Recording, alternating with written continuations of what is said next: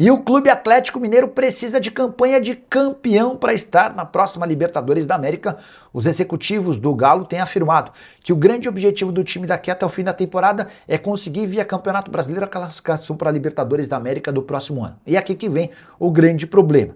Para chegar aos 64 pontos que costumam garantir os times na Libertadores da América sem a dependência de vagas extras, o Atlético vai precisar somar 40 dos 60 pontos que ainda disputa. Ou seja, um aproveitamento de 66,6% dos pontos. Fui buscar os últimos campeões brasileiros para saber qual o aproveitamento desses times. O Palmeiras, campeão em 2023, se tornou campeão graças a uma campanha de 61,4% dos pontos, um pouco abaixo do que o Atlético precisa. O Botafogo ganhou em 2024 com 69,3% dos pontos. O Flamengo foi campeão no ano passado com 68,4% dos pontos. O Galo vai precisar de 66,6%. Campanha pra lá de difícil. E a julgar pela falta de reforços, apenas Léo Duarte foi contratado e a saída de jogadores importantes como o Hulk. Não estou botando muita fé de que essa possibilidade vai acontecer. Gostaria de saber a sua opinião. Você acha que o Atlético consegue vaga na Libertadores ou você está confiante? Já usa o espaço para comentário e registra a sua opinião, beleza? A saideira do Giro de Notícias, Alan Franco, volante equatoriano, foi o único dos três do seu país que ainda não se reapresentou ao Galo. Nessa quarta-feira, o Preciado e o Alan Minda estiveram à disposição. O Alan Franco ganhou mais alguns dias para resolver um problema de saúde com um familiar. Quem vai ficar perto desse bloco do Z4 e Atlético e Cruzeiro vão ficar? Eu não faço a mínima ideia. Me dá receio o Atlético. Eu não faço. O elenco do Atlético eu não me dá faço receio. a mínima ideia, mas eu imagino Cruzeiro e Atlético tentando chegar mais no bloco da frente. Tentando? Sim, mas eu não sei se o Atlético tem elenco pra isso. Chegando ali Sul-Americano envolvido. Eu imagino os dois no G10 brigando para se aproximarem pelo G6. Eu acho que o recorte do Cruzeiro até a pausa para a Copa do Mundo é um recorte muito positivo, né? Eu acho que o Cruzeiro já mostrava uma tendência de aproximação à zona de Libertadores. Às vezes com uma pré-vaga ou até com uma vaga. Eu acho que o Cruzeiro tem condições para isso, tem time para isso. Eu acho que tem. Agora, o Atlético... É porque eu tô falando hoje, gente. É dia 16 de julho, né? Eu não sei se algum reforço ainda vai chegar. Eu tô falando agora. Sim. Com o elenco que o Atlético tem, como o Atlético só contratou o Léo Duarte... Que está machucado. E perdeu o Júnior Alonso. Então, penso quase como elas por elas. Ou talvez até eu vejo o Júnior Alonso um nível acima. É um prejuízo. Eu vejo o Atlético mais fraco do que saiu, cara. Então eu temo pelo Atlético na parte de baixo da tabela. Ao mesmo tempo, eu vejo outros adversários... e apesar desse temor, eu imagino que outros adversários estejam nessa briga. Como é que eu tô vendo assim? Eu acho que a Chape dificilmente vai sair do Z4. O Remo dificilmente vai sair do Z4. Mirassol é uma equipe que ainda vejo uma possibilidade de reagir. Também vejo. Mas tá na briga. Então você vê, já tem dois praticamente certos. Então as duas vagas. Quem poderia estar na briga? Aí as equipes que eu vejo que tem outros problemas além de elenco. Então eu coloco Mirassol, Santos, Botafogo, Vasco, Vitória.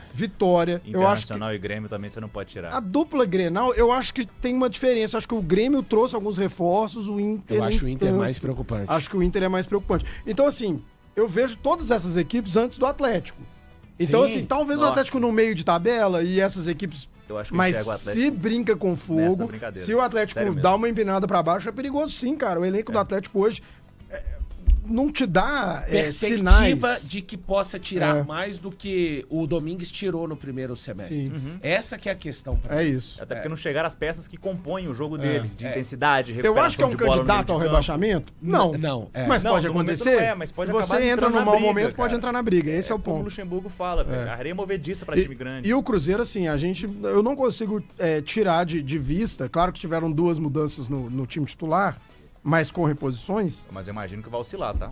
Então, mas o recorte é um recorte de crescimento. Sim, e aí eu vejo lá em cima, mas eu vejo lá em cima algumas equipes que não me inspiram confiança, que eu acho que oscilam ainda mais. Até o Bahia mesmo no mau momento, tem o Curitiba, tem o Atlético Paranaense, algumas equipes que podem oscilar também. Mas o Bahia só tem um brasileiro agora, né? Só.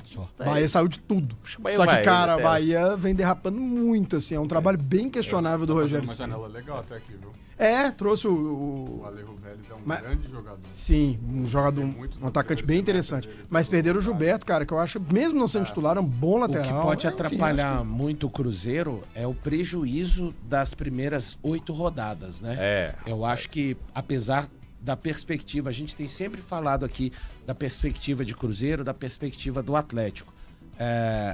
O início de campeonato do Cruzeiro jogou por terra as possibilidades do Cruzeiro pensar em andar mais próximo de um G4 por boa parte. Eu acho que o elenco do Cruzeiro era para isso, inclusive, nesse ano.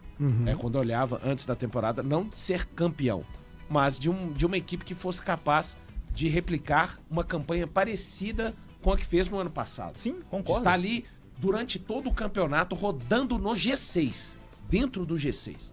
Não sendo líder, vice-líder, mas ali às vezes flertando com o terceiro, sendo quarto, quinto, sexto no máximo e voltando ali uma briga dentro, não saindo desse universo. Mas sabe a quantos pontos o Cruzeiro tá do G6? 2. Pois é, Mas Cruzeiro e as- Atlético, que tem a mesma pontuação. Sim. Mas aí você imagina que elas foram... Quanto tempo o Cruzeiro demorou pra vencer a primeira partida? o Cruzeiro vence na 9ª rodada, o Vitória. Jesus É uma Cristo! loucura, né, velho? O Cruzeiro, É uma vence, loucura. o Cruzeiro Olha, vence na 9ª rodada. E isso um- mostra a duas campanha de vitóriazinhas. recuperação. Tivesse duas vitórias A nesse campanha período, do estaria no Cruzeiro, G6. na Série A, acho que se igualaram só 2 equipes, e essas 2 equipes que fizeram algo parecido caíram. O Cruzeiro foi a primeira que conseguiu se recuperar. Aposto que uma delas é o América de Natal. Vai voltar esse Brasileirão aí. Alguma movimentação Diga lá, André. Eu tava vendo aqui os gols do Atlético no jogo treino. Isso. Teve um jogo treino ontem, né? Contra o Betim. O jogo foi de manhã. Eu tô falando agora porque Claro. as informações chegaram Só depois depois. do programa, né? O Atlético venceu por 3-1 a equipe do Betim. O primeiro tempo, os 2 primeiros tempos, porque foram 4 tempos, né? Isso. Então os dois, a primeira metade, o Atlético jogou com um time considerado titular e venceu por 2-0, 2 gols do Cassierra, inclusive o segundo, uma bela batida na gaveta, e o Everson defendeu um pênalti. Já De vou novo, né? Vou soltar Padrão. um pra variar. É, O Everson não padrão. tomava aquele gol, o primeiro gol da Argentina, não. E o segundo tempo, a segunda metade, né? Se Que fosse o foi? Everson no lugar do Pico, fosse pra começar, quando ele fazia cara defesa, aquela do Gordon Banks ali, Ganhava ó. um tempinho.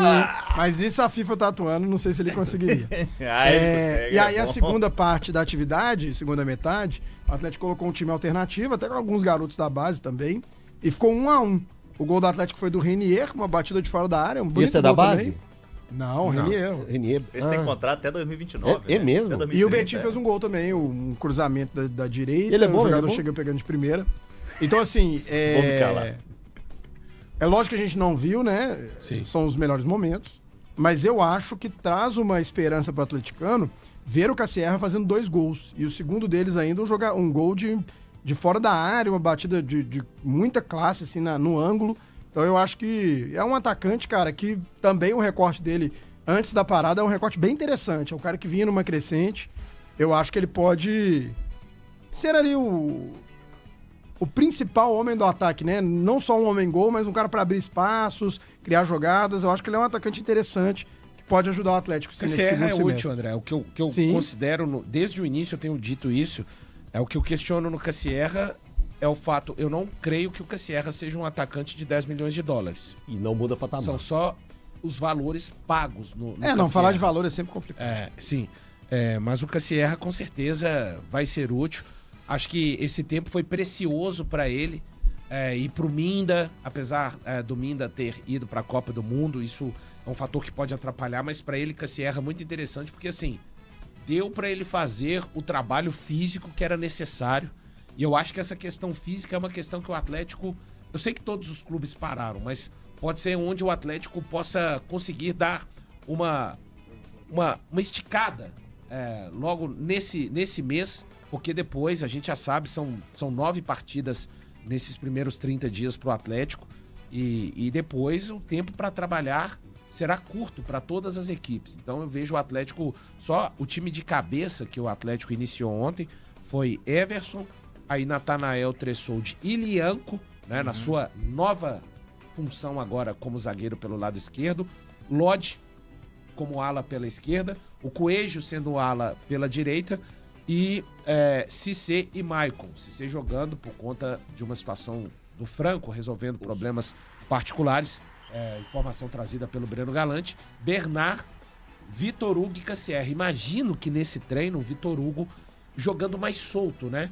Imagino O que aí no Barba, próximo o Barba Coelho. tem colocado uma espécie de triângulo ali na frente, com o Bernard jogando Mais à as esquerda. costas de Minda e Cassierra. Como o Minda não estava, eu imagino o Vitor Hugo. E é bem interessante você ganhar o Vitor Hugo mais próximo ao Cassierra e mais próximo do gol.